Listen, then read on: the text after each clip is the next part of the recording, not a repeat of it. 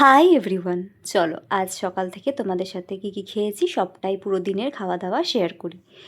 তো প্রথমে তো ঘুম থেকে উঠে আজকে খেয়েছিলাম 2টো ক্রিম ক্র্যাকার বিস্কিট দিয়ে 1 কাপ গরম গরম চা। যদিও চাটা গরম খেতে পাচ্ছি না, একটু ঠান্ডা করেই খাচ্ছি, বাট ক্রিম ক্র্যাকার বিস্কিট খেয়েছি, মিষ্টি বিস্কুটটাকে আমি অ্যাভয়েডই করেছি।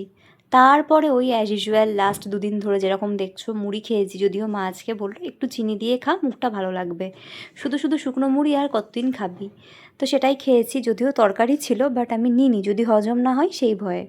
তারপর দুপুরবেলায় সিম্পল লাঞ্চ করেছি চাল কুমড়ো তরকারি দিয়ে। চাল কুমড়ো তরকারির মধ্যে একটু মুগের ডাল দিয়ে দিয়েছিল মা, সেটা দিয়ে ভাত খেয়েছি। আর বাকি অনেক কিছু রেসিপি ছিল, কোনোটাই আমি খাইনি ভয়ে ভয়ে।